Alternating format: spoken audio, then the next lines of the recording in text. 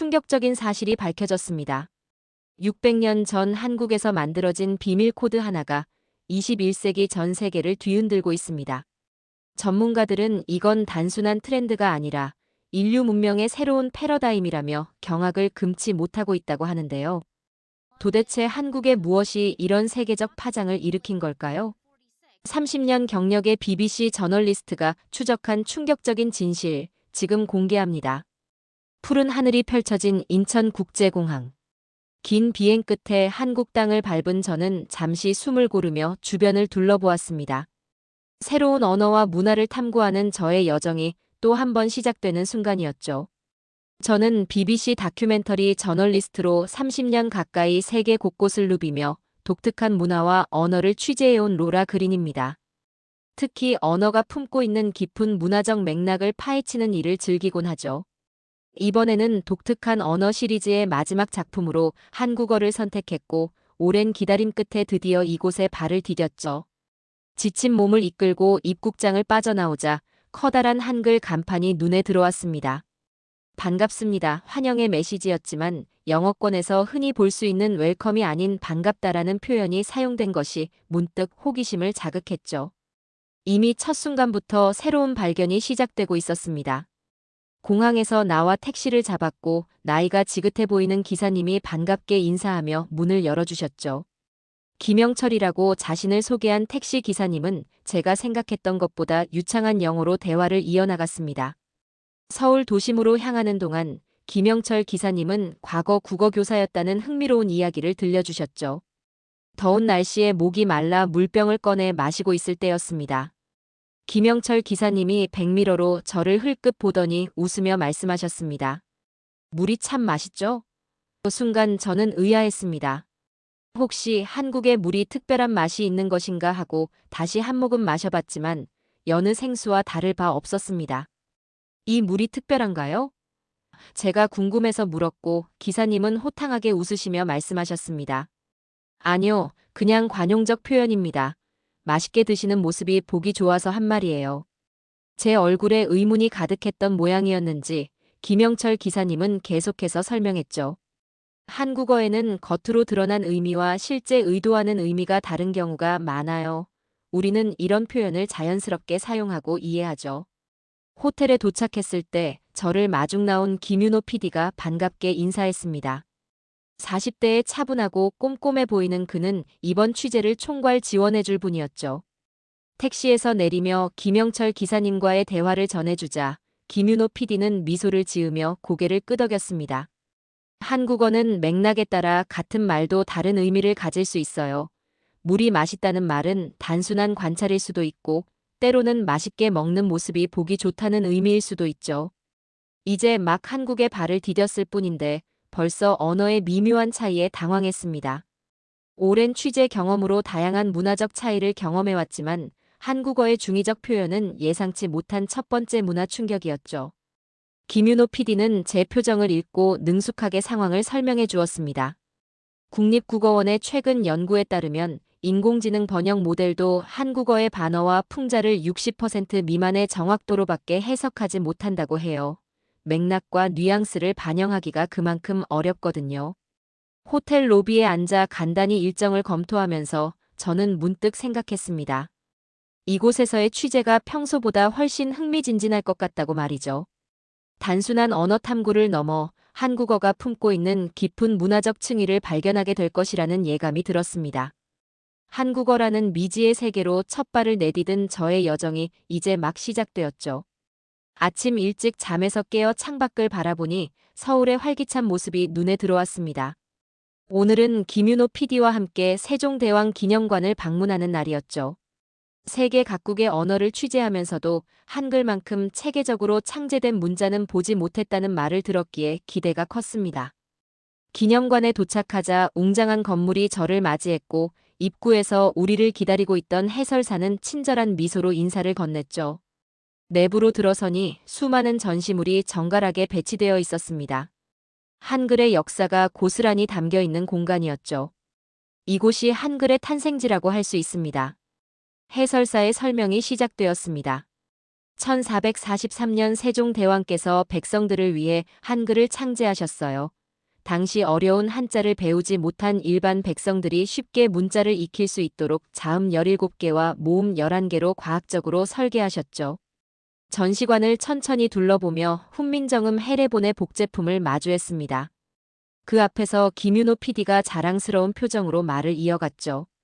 한글은 단순히 글자가 아니라 소리의 원리를 담고 있습니다. 자음은 발음기관의 모양을 본떠 만들었고, 모음은 하늘, 땅, 사람의 철학적 의미를 담고 있어요. 이렇게 과학적이면서도 철학적인 문자는 세계적으로도 드물죠. 저는 전시된 문서들을 유심히 살펴보았고, 정교하게 설계된 글자 하나하나에서 깊은 의미를 발견할 수 있었죠. 특히 자음의 모양이 실제 발음 기관을 형상화했다는 설명은 언어학자로서 매우 흥미로웠습니다. 유네스코에서는 한글의 우수성을 인정해 세종대왕 문해상을 제정했다고 들었어요. 제가 말하자 해설사의 얼굴에 뿌듯한 미소가 번졌습니다. 맞습니다. 1989년에 제정된 세종대왕 문해상은 세계 문해교육에 기여한 단체나 인물에게 수여하고 있어요. 한글 창제 정신을 높이 평가해 세종대왕이라는 명칭을 사용하게 된 거죠. 다음 전시실로 이동하자 더욱 흥미로운 사례가 기다리고 있었습니다. 인도네시아 찌아찌아족이 자신들의 언어를 한글로 표기한 자료였죠. 소멸 위기에 처한 언어를 보존하기 위해 한글을 차용한 사례였습니다. 정말 놀라운데요. 소멸 위기 언어를 한글로 기록해 보존한다니 상상도 못했어요. 저는 연신 감탄사를 내뱉었습니다. 김윤호 PD가 자랑스러운 미소를 지으며 덧붙였죠. 한국 사람들이 가장 자랑스럽게 생각하는 부분이기도 합니다. 한글은 어떤 소리도 정확하게 표현할 수 있어 다른 언어 표기에도 적합하거든요. 세종대왕의 초상화 앞에 서서 저는 잠시 생각에 잠겼습니다. 600년 전에 이렇게 과학적이고 체계적인 문자를 창제했다는 사실이 경이로웠죠. 그것도 위대한 왕이 직접 만들었다는 점이 놀라웠습니다. 세종대왕께서는 왜 이렇게 어려운 일을 직접 하셨나요? 제가 궁금해서 물었습니다. 해설사는 잠시 생각하더니 진지한 표정으로 대답했죠. 백성을 사랑하는 마음이었습니다.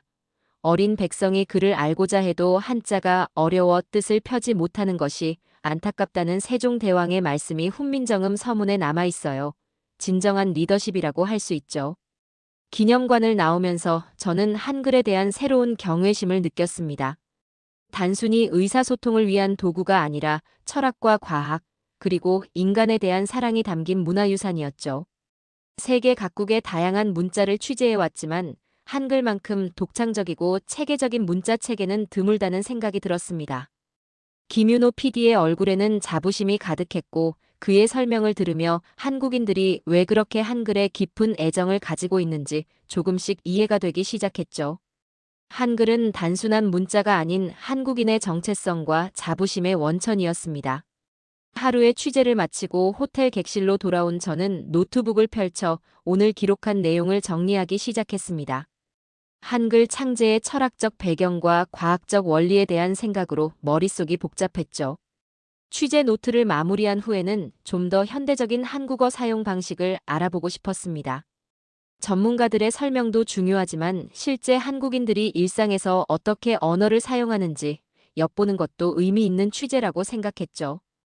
호기심에 이끌려 한국의 인터넷 커뮤니티 사이트를 검색하기 시작했습니다. 처음에는 영어로 검색했지만 곧 한국어 사이트로 접속하게 되었죠. 화면에 나타난 글들을 보며 저는 이상한 점을 발견했습니다. 많은 댓글들이 완전한 단어가 아닌 자음만으로 이루어져 있었죠. 이응지읒, 기역시옷 이런 암호 같은 글자들이 화면 곳곳에 보였습니다. 처음에는 그저 한국어 입력 오류라고 생각했지만 너무 많은 사람들이 같은 방식으로 쓰고 있어서 분명 의도적인 것이라는 생각이 들었습니다. 이것이 무엇을 의미하는지 알아내기 위해 온라인 번역기를 사용해 보았지만 번역 결과는 전혀 말이 되지 않았죠. 답답한 마음에 김윤호 PD에게 메시지를 보냈고 사진을 찍어 전송하며 이 이상한 글자들이 무엇인지 물었죠. 몇 분 후 김윤호 PD에게서 전화가 왔습니다. 보내주신 것들은 초성 암호라고 부르는 겁니다. 한국어 단어의 첫 자음만 따서 쓰는 일종의 속어예요. 젊은 세대들이 주로 사용하지만 요즘은 전 연령층으로 확산되고 있죠. 저는 깜짝 놀랐습니다. 그럼 한국인들은 자음만 보고도 무슨 단어인지 알 수 있나요? 네, 대부분의 한국인은 문맥만 알면 초성만으로도 의미를 파악할 수 있습니다. 예를 들어 이응지읒은 인정의 초성만 모은 거고 기역시옷은 감사의 초성이죠. 이 설명을 듣고 저는 더욱 흥미를 느꼈습니다. 글자 하나하나가 음절을 이루는 한글의 특성이 이런 독특한 의사소통 방식을 가능하게 한다는 것이 신기했죠. 그러나 한 가지 의문이 들었습니다. 이런 초성 암호는 인공지능 번역기도 해석할 수 있나요? 김윤호 PD가 웃으며 대답했습니다. 그게 재미있는 부분입니다. 국립국어원의 최근 연구에 따르면 현재의 AI 기술로는 이런 초성 암호나 한국어 특유의 은어, 반어법 등을 정확히 해석하기 어렵다고 해요. 특히 초성 암호는 맥락에 따라 다양한 의미로 해석될 수 있어서 AI가 정확히 파악하기 힘들죠. 저는 노트북 화면을 다시 바라보았고, 이제 자음 덩어리들이 단순한 기호가 아니라 살아있는 언어의 일부로 보였죠. 세계 여러 언어를 취재해온 경험으로 볼 때, 이런 형태의 의사소통은 매우 독특했습니다. 한국어는 정말 다층적이네요. 표면적인 의미, 반어적 표현, 그리고 이런 초성 암호까지 언어 자체가 하나의 문화적 코드인 것 같습니다. 김윤호 PD는 자랑스러운 목소리로 대답했죠. 한국어는 오랜 역사와 함께 계속 진화해 왔어요. 한글이라는 과학적 문자 체계 위에 다양한 문화적 층위가 쌓인 결과라고 볼 수 있죠. 통화를 마친 후 저는 인터넷 검색을 계속하며 다양한 초성 암호들을 찾아보았고, 처음에는 무의미해 보였던 자음 덩어리들이 이제는 흥미로운 언어 퍼즐로 다가왔죠. 노트북 화면을 바라보며 저는 생각했습니다. 인공지능조차 해석하기 어려운 이 암호 체계가 한국어의 또 다른 매력이자 비밀이라는 것을 말이죠. 창밖으로 서울의 밤 풍경이 펼쳐져 있었습니다. 화려한 네온사인과 한글 간판들이 빛나는 모습이 이제는 단순한 글자가 아닌 깊은 문화적 의미를 품은 상징으로 느껴졌죠. 한국어의 미지의 세계는 제가 상상했던 것보다 훨씬 더 깊고 넓었습니다. 아침 일찍 김윤호 PD의 제안으로 서울의 전통시장을 찾았습니다. 오늘은 일반 한국인들의 생생한 언어 사용을 경험하는 것이 목표였죠. 활기찬 시장의 풍경이 저를 반겼고, 다양한 음식 냄새와 상인들의 활기찬 목소리가 뒤섞여 독특한 분위기를 만들어내고 있었습니다.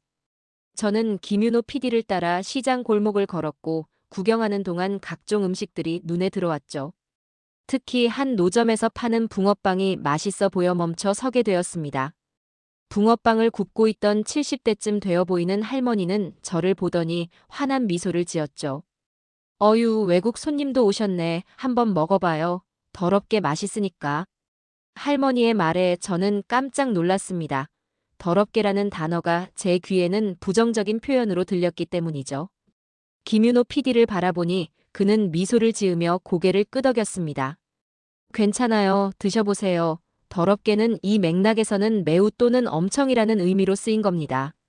저는 조금 의아한 마음으로 붕어빵을 한 입 베어 물었고, 겉은 바삭하고 속은 달콤한 팥소가 가득한 붕어빵은 정말 맛있었죠. 만족스러운 표정을 지으니 할머니가 더 밝게 웃으셨습니다. 맛있죠? 아이고, 이거 사르르 녹는다니까. 하나 더 드세요. 할머니의 구수한 말투와 아이고라는 감탄사, 그리고 사르르 녹는다는 표현에서 저는 한국어의 또 다른 매력을 느꼈습니다. 전날 배웠던 초성 암호나 중의적 표현과는 또 다른 감정이 물씬 묻어나는 표현이었죠. 시장을 더 구경하면서 저는 다양한 상인들의 말투에 귀를 기울였습니다. 과일 가게 아주머니는 이거 달달해서 꿀맛이에요 라고 했고, 생선 가게 아저씨는 오늘 아침에 들어온 거라 싱싱함이 살아있어요 라고 말했죠.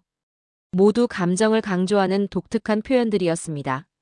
한국어에는 왜 이렇게 감정을 직접적으로 표현하는 말이 많은가요? 저는 김윤호 PD에게 물었습니다. 한국어는 감정이 직접 묻어나는 언어입니다. 문화체육관광부의 국외 한국어 연구자 배우미음터 보고서에 따르면 외국인 연구자들이 한국어를 감정을 시각화한 듯한 언어라고 평가했다고 해요. 특히 감정 표현이 풍부하고 직관적이죠. 시장에서의 하루가 끝나갈 무렵 저는 한국어가 얼마나 감정이 풍부한 언어인지 깨닫게 되었습니다. 더럽게, 사르르, 아이고 같은 표현들은 단순한 단어가 아니라 감정과 정서가 담긴 문화적 코드였죠. 처음에는 충격으로 다가왔던 더럽게 맛있다라는 표현이 이제는 단순한 매우 맛있다보다 훨씬 생생하게 느껴졌습니다. 호텔로 돌아오는 길에 김윤호 PD가 말했습니다. 오늘 어땠어요? 한국어의 감정 표현에 대해 어느 정도 이해가 되셨나요? 저는 잠시 생각에 잠겼다가 대답했습니다. 네, 이제 조금 알 것 같아요. 한국어는 단순히 정보를 전달하는 도구가 아니라 감정을 공유하는 방식이라는 것을 말이죠. 이런 표현들이 외국인에게는 이해하기 어렵지만 바로 그 점이 한국어의 독특한 매력인 것 같습니다. 취재 일정이 중반에 접어들면서 저는 한국어의 또 다른 매력을 발견하게 되었습니다. 오늘은 김윤호 PD의 제안으로 다큐멘터리 촬영 허가를 받기 위해 관공서를 방문하게 되었죠. 서류 발급 과정에서 마주한 용어들이 저에게 또 다른 언어적 충격을 안겨주었습니다. 금주 내로 발급이 가능하고 차주에는 촬영 허가증도 함께 받으실 수 있습니다. 담당 공무원의 말에 저는 고개를 갸웃했습니다. 금주, 차주라는 단어들이 생소했기 때문이죠. 김윤호 PD가 제 표정을 보고 웃으며 설명해 주었습니다. 금주는 이번 주를, 차주는 다음 주를 뜻합니다. 한국어에는 이렇게 여러 글자로 된 의미를 두 글자로 압축해서 표현하는 경우가 많아요. 저는 흥미롭다는 듯 고개를 끄덕였습니다. 마치 약어 같군요. 영어에서 ASAP처럼 말이죠. 김윤호 PD는 고개를 저었습니다.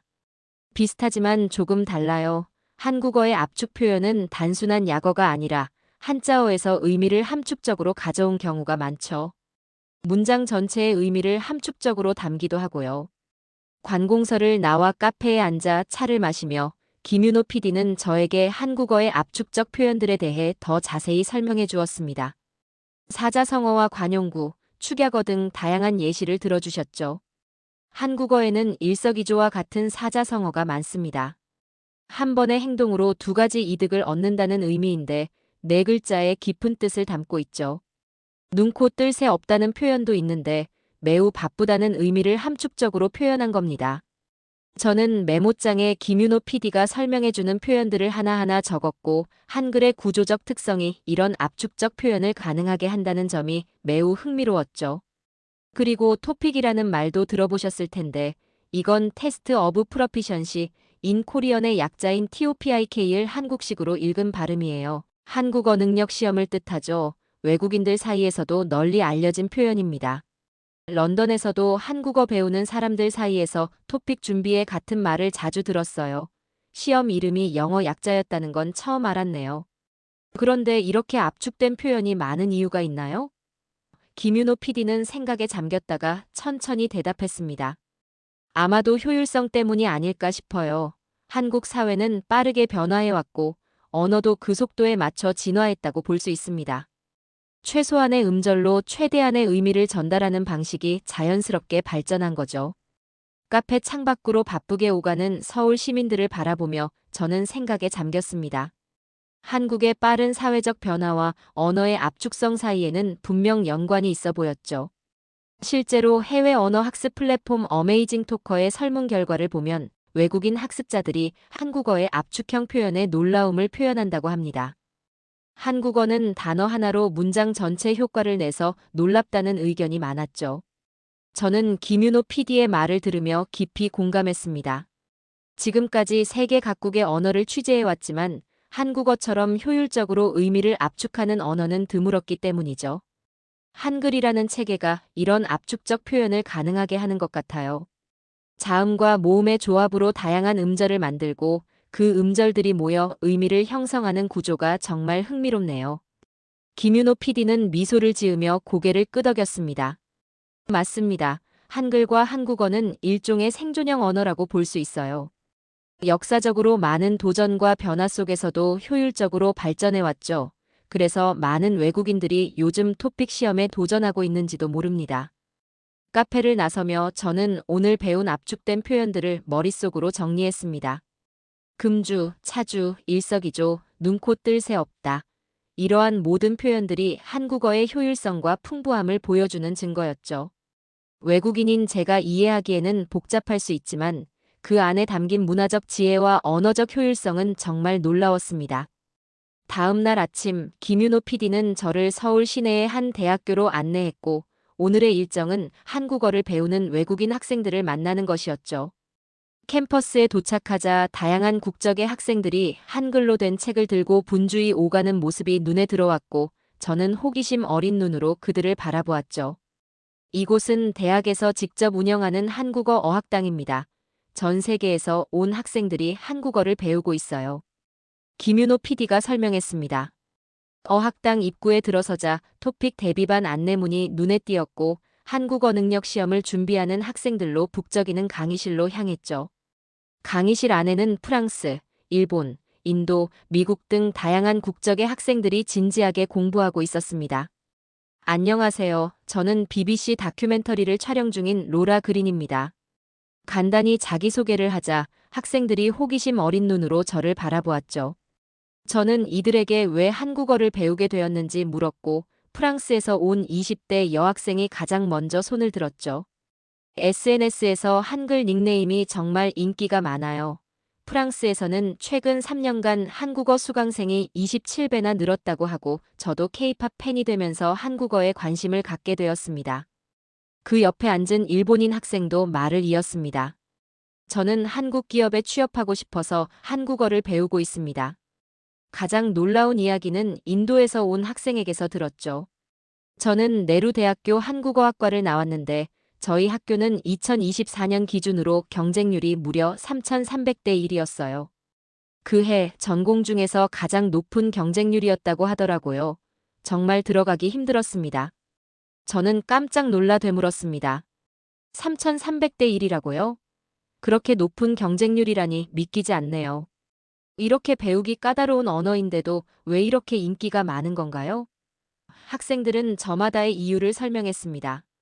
K-팝과 K-드라마를 더 잘 이해하고 싶다는 학생, 삼성이나 현대 같은 한국 기업에 취업하고 싶다는 학생, 한국 문화와 역사를 연구하고 싶다는 학생까지 다양했죠. 미국에서 온 30대 남학생은 손에 들고 있던 한글 교재를 보여주었습니다. 한글은 배우기 쉬운 문자 체계지만 한국어 자체는 정말 깊이가 있어요. 제가 4년째 배우고 있지만 아직도 반어법이나 관용 표현은 어렵더라고요. 강의실을 나와 복도에서 만난 교수님은 한국어 열풍의 배경에 대해 더 설명해 주셨습니다. 한국국제문화교류진흥원의 2024년 자료에 따르면 전 세계적으로 한국어 학습자가 급증하고 있습니다. 특히 경제적, 문화적, 학문적 이유가 복합적으로 작용하고 있어요. 단순한 문화적 호기심을 넘어 실용적인 필요성도 커지고 있죠. 저는 이 모든 이야기를 듣고 깊은 감명을 받았습니다. 영국에서도 한국어 학습 열풍이 불고 있다는 것은 알고 있었지만 이렇게 전 세계적인 현상이라는 것은 몰랐기 때문이죠. 교수님, 토픽 시험은 얼마나 어려운가요? 저는 궁금해서 물었습니다. 6단계로 나뉘어 있는데 고급인 5, 6급은 한국인도 어려워하는 수준입니다. 그럼에도 불구하고 매년 응시자 수가 증가하고 있죠. 저녁 김윤호 PD와 함께 카페에 앉아 오늘의 경험을 정리하면서 저는 생각에 잠겼습니다. 한국어가 이렇게 세계적으로 주목받는 언어가 되었다는 건 정말 놀라운 일이에요. 600년 전에 창제된 문자가 21세기에 전 세계 젊은이들의 마음을 사로잡다니 말이죠. 취재 기간이 거의 끝나가는 어느 날 오후, 저는 호텔 방에서 지금까지 촬영한 영상들을 정리하고 있었습니다. 영국으로 돌아가기 전 마지막 편집 작업을 위해 각 장면들을 꼼꼼히 살펴보는 중이었죠. 특히 전통시장에서 촬영한 식당 리뷰 영상이 흥미로웠습니다. 그런데 영상 아래 달린 한국인들의 댓글을 보다가 이해할 수 없는 표현들을 발견했습니다. 진짜 잘한다. 깨끗해서 좋네요. 언뜻 보기에는 칭찬 같았지만 김윤호 PD가 언급했던 한국어의 이중성이 떠올랐고 이 댓글들이 정말 칭찬일지 아니면 반어적 표현인지 구분하기 어려웠죠. 궁금증을 참지 못하고 김윤호 PD에게 전화를 걸었습니다. PD님, 이 댓글들이 정말 칭찬하는 건가요? 아니면 비꼬는 건가요? 김윤호 PD는 잠시 댓글을 살펴본 후 웃음을 터뜨렸습니다. 이건 맥락을 알아야 합니다. 같은 진짜 잘한다라도 진심으로 칭찬할 수도 있고 반어적으로 비꼬는 말일 수도 있습니다. 억양과 표정, 상황이 없으면 정확한 의미를 알기 어렵죠. 저는 고개를 갸웃했습니다. 그럼 깨끗해서 좋네요는요? 음식점에 대한 댓글이라면 정말 청결해서 좋다는 뜻일 수도 있고 맛이 없어서 손님이 없으니 깨끗하다는 비꼬는 표현일 수도 있어요.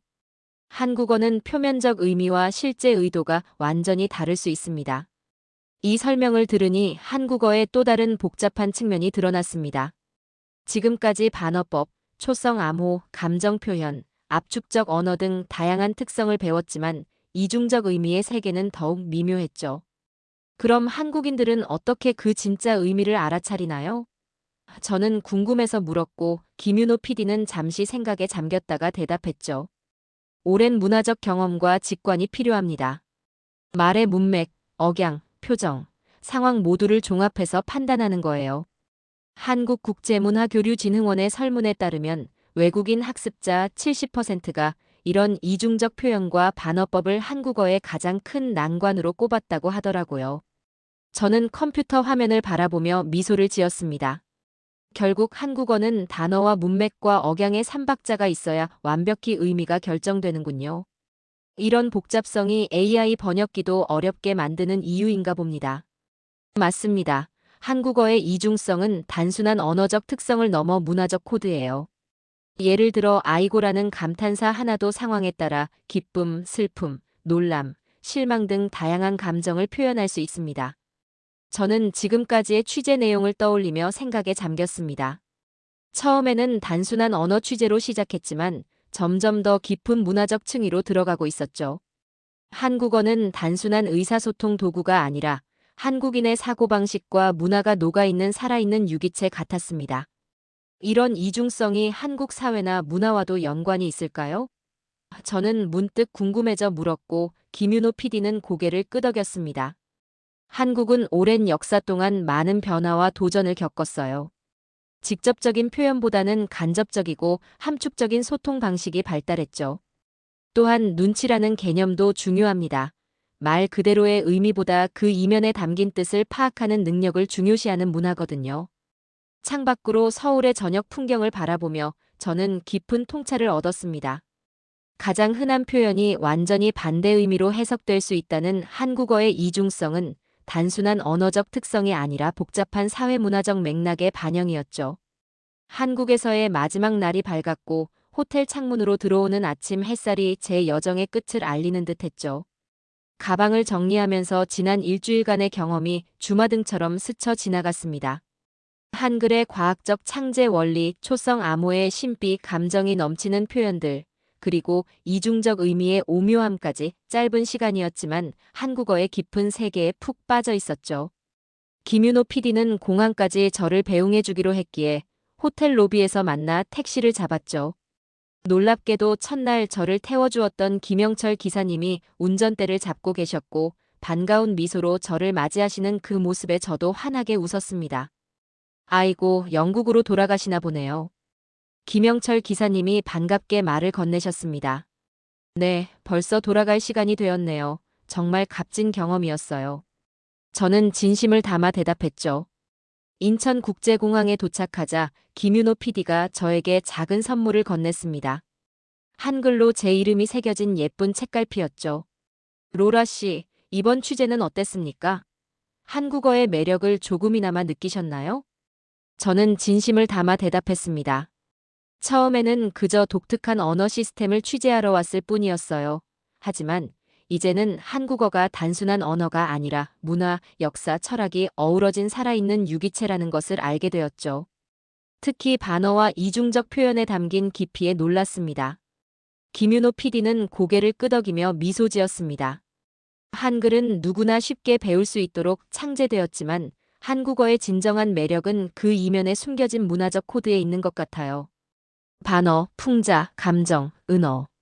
이 모든 것이 한국인의 언어 DNA라고 할 수 있죠. 비행기 탑승 시간이 다가오자 저는 김윤호 PD와 작별 인사를 나누었고 그는 마지막으로 저에게 말했죠. 로라 씨의 다큐멘터리가 완성되면 꼭 보내주세요. 한국어의 매력이 전 세계에 전해지길 바랍니다.